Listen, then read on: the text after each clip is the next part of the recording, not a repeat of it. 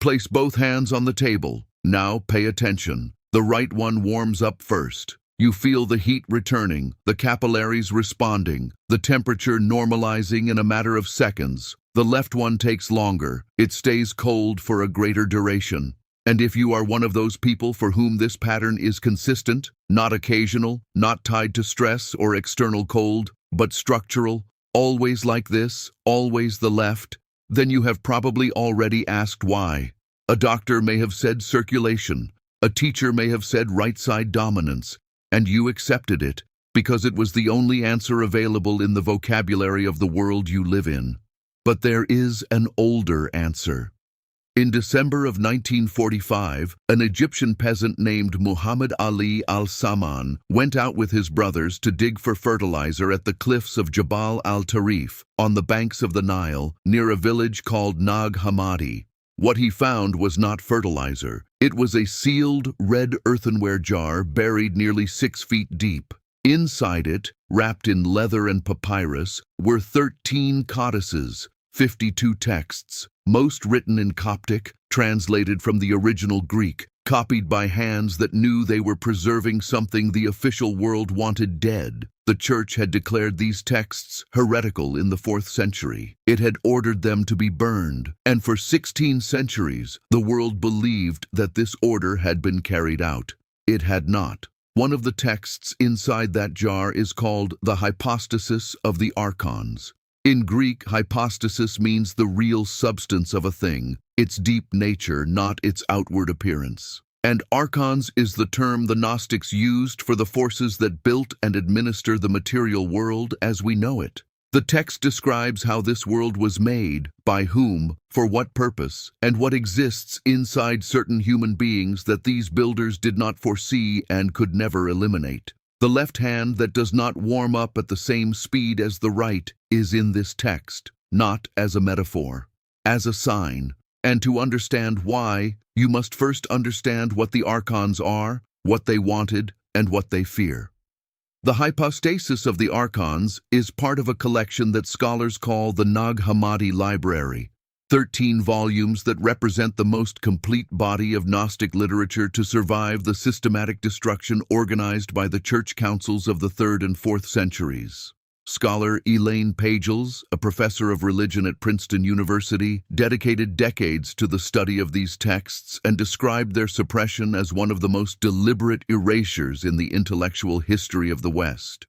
It was not ignorance. It was a decision. The text of the Hypostasis of the Archons belongs to what researchers classify as Scythian Gnosticism, one of the oldest and most radical currents of Gnostic thought. It describes the creation of the material world as the product of a cosmic error committed by an entity called Yaldabaoth, sometimes translated as the Demiurge, who created the physical universe without the authorization of the original source of all existence, which the Gnostics called the pleroma, the fullness, the absolute light. Yaldabaoth created the cosmos. He created the Archons as his administrators, and then he created the human being. But here begins the problem that this text describes with disturbing precision. When the Archons created the human body, they used the materials of the world they knew: matter, impulse, instinct, desire, fear. They created a being that could be controlled, predictable, that would respond to the same forces that govern every material creature. This being, called in the text Adamus, the prototype, had no life of its own. It was a form without breath. And then something happened that the Archons did not program.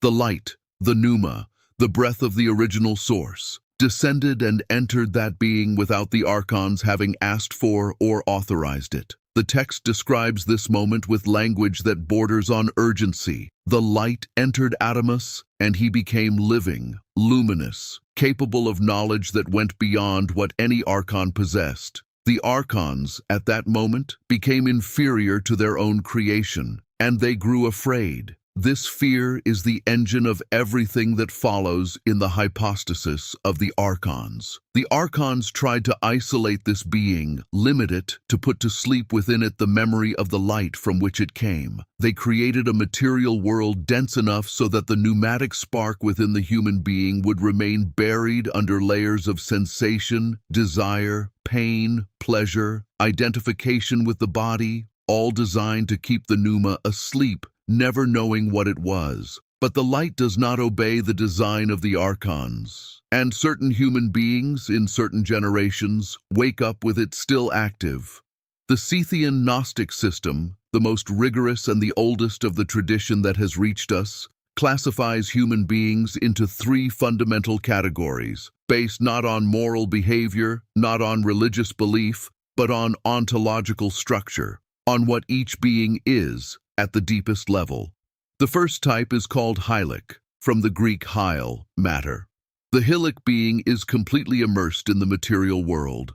The capacity to awaken to the pneuma does not exist within it, because the proportion between matter and spark in this type of being is overwhelmingly material. The hylic is not evil. It is simply dense, completely identified with the body, with instincts, with immediate survival. It corresponds, on the Gnostic map, to the being that the Archons successfully created. The second type is the psychic, from the Greek psyche, soul. It has physical consequences. The pneuma, according to the text, does not integrate completely with matter because it is not of the same substance. It remains in a state of active reserve, like a field that maintains a certain boundary between itself and the material tissue that contains it. And it is exactly here that the text speaks about heat. In Scythian Gnostic cosmology, heat, body heat, biological heat, is described as the most immediate expression of archontic energy in the body. It is the mark of living matter ruled by the Archons. It is the sign that the body is functioning within the system they designed. Heat is the agreement with materiality. It is the signature of Yaldabaoth's world working as it was planned. The pneumatic field, the active spark of the original light, does not fully participate in this agreement. The text of the Hypostasis of the Archons uses a formulation that modern translators often soften, but which in the original Coptic is direct. The pneumatic spark gathers the heat into itself as a protection, not because it needs heat to exist, but because the concentration of thermal energy around the spark functions as a shield against the influence of the archontic fields that constantly try to dissolve or put the pneuma to sleep. The spark pulls the heat inward to protect itself. And the side where this protection is most active, the left side of the body, which in the energetic anatomy of Gnostic and Hermetic texts corresponds to the receptive pole, to the field that listens before acting, to the hemisphere that processes what does not yet have a verbal form, gets colder, not because it has no heat, because the heat that exists there has been converted into protection for the spark, not into measurable surface temperature. You are cold there, because you are alive there in a different way. Now I need to stop here for a moment, because what you are learning right now is compiled with a depth that this video does not have time to cover entirely. There is a material called the pneumatic code that goes beyond what any video can deliver. It maps the physical signs, the original texts, the activation mechanisms, and the practices that the Gnostics used so that the spark would not only keep itself active but expand. This material is in the first pinned comment below this video. It is only available while this video is up. When it goes down, the link disappears. The activation word is pneuma. Click now before continuing. Let us move forward. The Hypostasis of the Archons is not the only text that makes reference to this thermal dynamic. The Gospel of Truth, another of the Nag Hammadi texts, attributed by some researchers to the Gnostic Valentinus, who taught in Rome in the 2nd century, describes the pneuma as that which is not consumed by the heat of the world because it does not belong to the fuel of the world. It is a crucial distinction. The pneumatic being is not immune to the world. It lives in it, suffers in it, grows old in it. But there is a dimension of it that is not consumed in the same way as pure matter, as if there were a reserve that the material system cannot completely touch. The Apocryphon of John, perhaps the most important text in the entire Nag Hammadi library, the text that most directly describes the architecture of the pneuma in the human body, goes even further. It describes the creation of the physical body as a process of progressive imprisonment, in which 165 archontic entities contribute different aspects of the material structure: bones, nerves, blood, instincts, emotions. Each of these entities deposits a layer of its own being into the body, creating an increasingly dense envelope around the spark. But the spark resists. The text says that the archontic entities were unable to make the spark disappear completely. They managed to bury it. They managed to put most beings to sleep. But in certain lineages, the Apocryphon of John uses the word sperma, seed, to describe this. The spark maintained a proportion of activity that no archontic process was able to eliminate. These beings carry the sign, and the sign appears on the body, not just on the hands. But on the hands in a particularly readable way, because the hands are the extremes of the body's energy distribution field, the points farthest from the core, where the tension between the central pneumatic field and the material periphery is most visible. The thermal asymmetry between left hand and right hand, when consistent, when structural, when not explained by diagnosable vascular pathology, is described in the tradition of Scythian texts as one of the most reliable field markers of active pneumatic activity. It is not the only one, but it is one of the most specific because it is difficult to manufacture, difficult to learn, difficult to imitate. You do not decide to have a chronically colder left hand. Either you have it or you do not. And if you have it, the question the Gnostics would ask is not, what is wrong with your circulation? The question is, what is your spark protecting? The Corpus Hermeticum, the collection of texts attributed to the mythical Hermes Trismegistus, compiled approximately between the 1st and 3rd centuries of the Common Era, preserved partly in medieval monasteries and partly because Cosimo de' Medici acquired it in 1462 and hired Marsilio Ficino to translate it from Greek into Latin before anything else, including the dialogues of Plato, uses a different language to describe the same phenomenon. In the treatise that researchers call Poimandres, the first and most fundamental of the corpus, there is a description of the moment when the human being descended into the material world carrying the image of the Father. The planets, which in Hermetic cosmology function analogously to the Gnostic Archons, saw this image and fell in love with it. They wanted to capture it, and in capturing it, they enveloped it in their own substances. The Poimandres says, "The being of light descended and broke through the sphere of the planets, and in each sphere it left behind something of its power, but not all of its power. This residue of power that was not abandoned, which resisted absorption by the planetary fields, is what Hermeticism calls nous, the divine intelligence, the Hermetic equivalent of the Gnostic pneuma. And the text says that this residue concentrates within the human body in what it calls the deepest interior of the living being, a space that has no precise anatomical location, but which manifests in signs that those who know how to read can identify. The coldness of the left side is one of these signs. In Hermeticism, cold is not the absence of energy. It is the concentration of a specific type of energy that does not dissipate as heat, because it does not belong to the same cycle of exchange that governs the material world. Heat is exchange. It is the body participating in the metabolism of Yaldabaoth's cosmos. The pneumatic cold is retention. It is the field maintaining its internal coherence against the pressure of dissolution that the material world constantly applies. Now stop once more, because I want you to understand the weight of what we are addressing. What is being described here is not magic. It is not self-help in esoteric clothing. It is the most literal reading possible of texts that survived 16 centuries of attempted destruction. Texts that were buried in the desert not by accident, but by people who knew they were preserving knowledge that the dominant power system wanted dead. And part of this knowledge, a specific and detailed part, concerns physical markers that identify beings with an active pneumatic field. You did not choose to have this marker. It is there.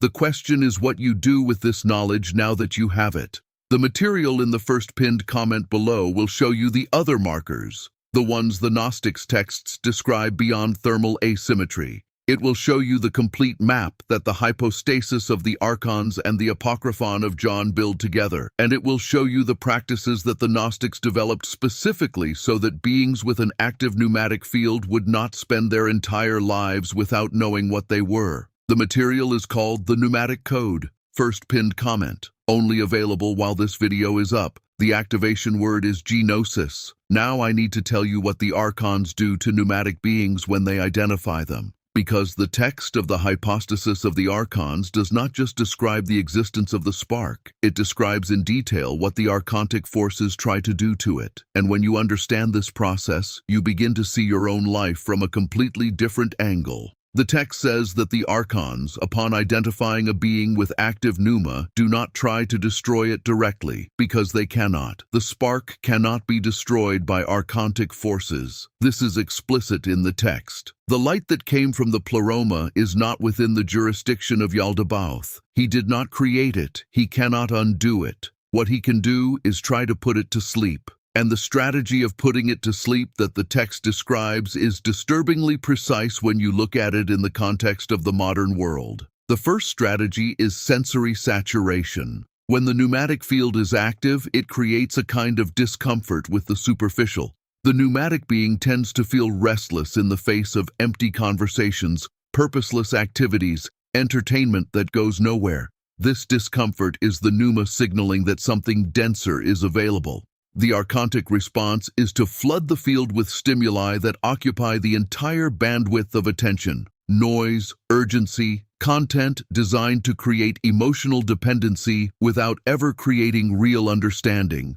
The second strategy is existential isolation. The pneumatic being with its active field frequently feels as if it does not completely belong to the world around it. Not because there is something wrong with it, but because there is something different in it. And the material world is optimized for the helic and psychic types, not for the pneumatic.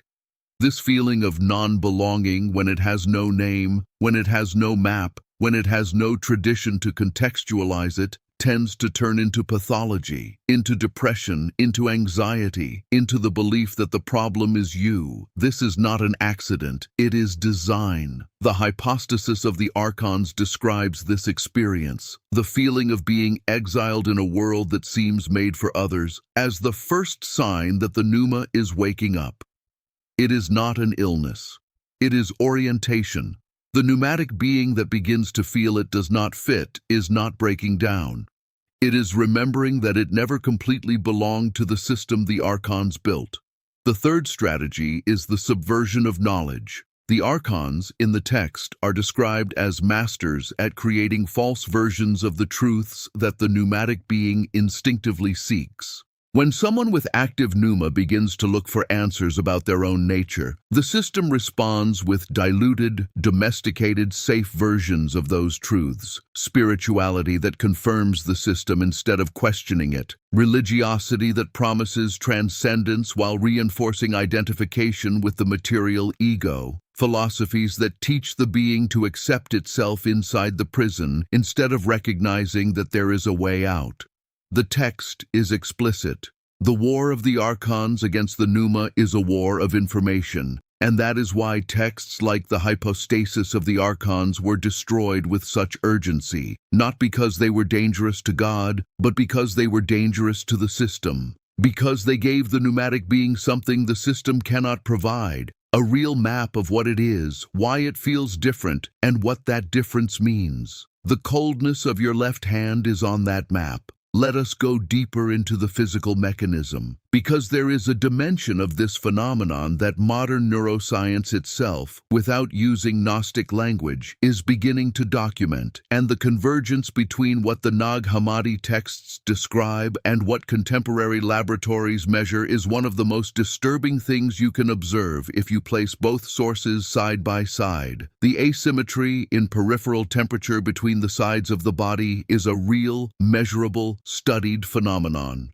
Researcher Dr. Yvonne Leroyd, working with infrared thermography data, documented that a significant proportion of the population, estimated in some studies at over 40% of those tested, presents consistent thermal asymmetries between the hemicorps, with most of the asymmetries being more pronounced in the extremities than in the trunk. The conventional mechanism proposed is neurological. The autonomic nervous system, specifically the sympathetic branch, responsible for peripheral vascular regulation, operates with a certain natural asymmetry, linked in part to cerebral hemispheric lateralization. The right cerebral hemisphere, which controls the left side of the body, presents in many people a greater basal sympathetic activity, which paradoxically can result in greater peripheral vasoconstriction on the left side, more constricted vessels, less superficial blood flow, lower skin temperature. But here is where it gets interesting. This sympathetic asymmetry is not homogeneous in the population. It is significantly more pronounced in people with certain specific characteristics. High sensitivity to sensory processing, a tendency toward deep introspection, experiences of dissociation or altered perception in moments of silence, and, this is the piece of data that studies rarely emphasize, but which appears in the raw data, a history of experiences that modern psychology categorizes as spiritual or mystical. Researcher Dr. Michael Persinger from Laurentian University in Canada, before his death in 2018, spent decades mapping the relationship between the asymmetry of autonomic nervous system activity and what he called experiences of geomagnetic sensitivity, sensitivity to environmental electromagnetic fields that most people do not consciously register. Persinger discovered that individuals with pronounced sympathetic asymmetry, specifically those with greater activity in the right hemisphere and greater vasoconstriction on the left side, consistently presented a higher frequency of atypical perceptual experiences. In non-technical language, those who have a colder left hand feel things that others do not feel.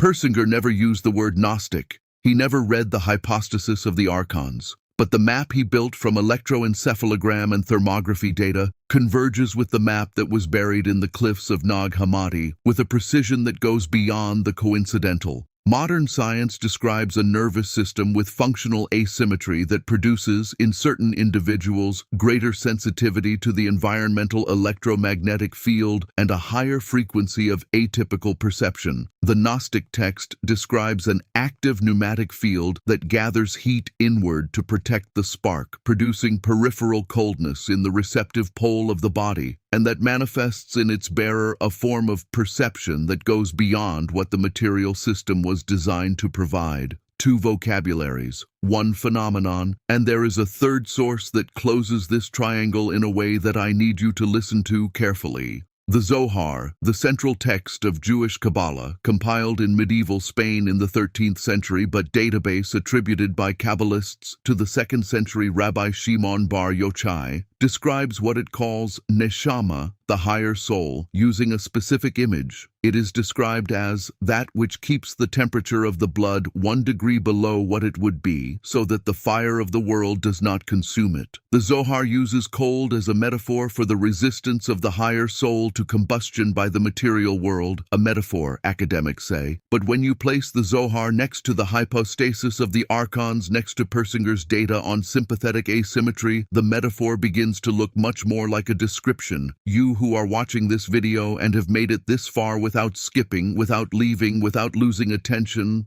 probably already know something that most people around you do not know. You already know that there is a difference between what the world says you are and what you feel you are.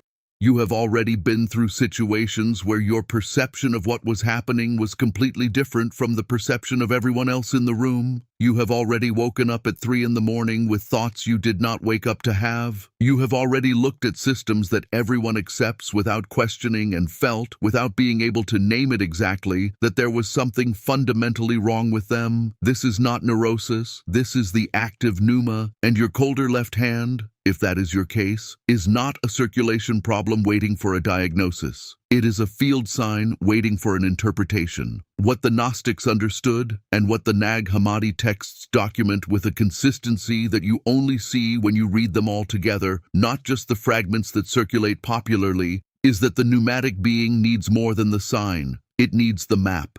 The sign says, you are different. The map says, this is what it means to be different. This is how it works. This is what to do with this information.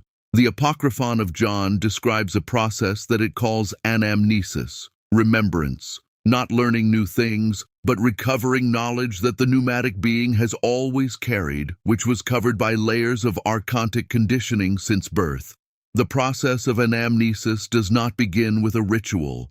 It begins with recognition. The moment when you see a sign, like the consistent coldness of your left hand, and instead of accepting it as a meaningless anomaly, you ask, "What is this saying about what I am?" This question is the beginning of anamnesis, and the Gnostic tradition, in texts that were buried in the desert to survive destruction, in practices that were passed down in communities that met in secret because being identified as a Gnostic in Rome or Constantinople in the 4th century meant real risk, developed a set of answers to that question. Answers that this video does not have time to deliver completely, but they exist, and they are accessible. Before reaching the end, I want you to understand something about why this knowledge was suppressed so efficiently for so long. It was not because it was false.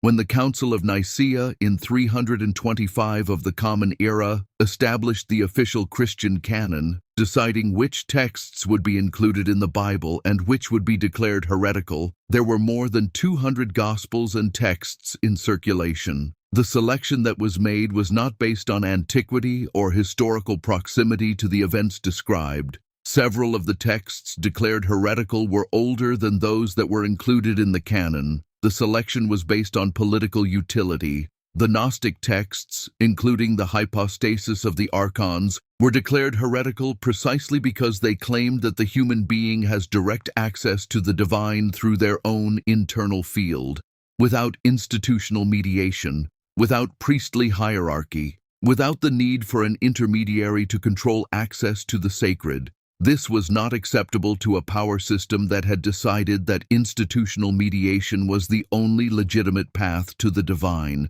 The internal pneuma does not need an intermediary. The spark is already inside you. The contact with the original source is direct, available, active, especially in beings in whom the pneumatic field is awake. This threatened everything, and that is why the texts were burned, and the communities that preserved them were persecuted, and the knowledge was buried, literally in the case of Nag Hammadi, in the hope that someone in the future could receive it when the system that suppressed it no longer had the same power of destruction. That future is now. Muhammad Ali al-Saman broke that jar in December of 1945 on the banks of the Nile. The texts he found took decades to be translated, published, accessible. And even now, 80 years after the discovery, most people who live with the signs these texts describe, the coldness of the left hand, the non-belonging, the atypical perception, the deep discomfort with the superficial, do not know that a map exists for what they feel. You know now. Before closing this video, I need to tell you this.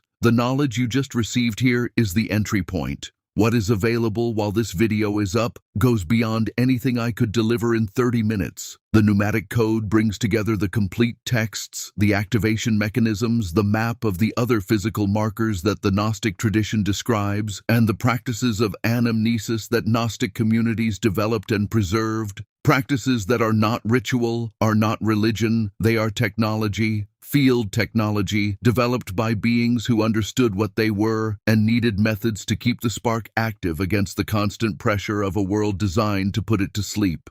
The link is in the first pinned comment below, only available while this video is up. The activation word is awakened. Click now. There is one last thing that the Hypostasis of the Archons says, and it is the thing that translators most frequently do not know what to do with, so they sometimes leave it aside or put it in a footnote or describe it as a cosmological metaphor difficult to interpret. Near the end of the text, after describing the creation of the human being, the attempt of the Archons to control the spark, the strategies of putting it to sleep, the resistance of the pneuma, after all that, the text describes the moment when the pneumatic being finally recognizes what it is, not as an external event, as an act of memory. The text says that at this moment of recognition, the Archons tremble, because what they fear most is not the strength of the pneumatic being, it is its lucidity. A pneumatic being that does not know what it is can be kept asleep indefinitely. A pneumatic being that recognizes itself, that sees the signs in itself and understands what they say, that recovers the memory of its own nature. This being has stepped out of the jurisdiction of the Archons, not because it escaped the material world. It still lives in it, it still suffers in it, it still dies in it. But the spark, now recognized, can no longer be confused with the envelope, and the envelope, now recognized as an envelope, can no longer be confused with the being. This distinction between the spark and what contains it is what the Gnostics called gnosis, not belief, not faith. Direct knowledge of what you are, of what the world is, and of the difference between the two. Your left hand is colder as you read these words. The field is active. The memory is available. Como o texto original foi integralmente enviado e traduzido na primeira etapa, a tradução completa já foi entregue conforme o escopo total do script fornecido.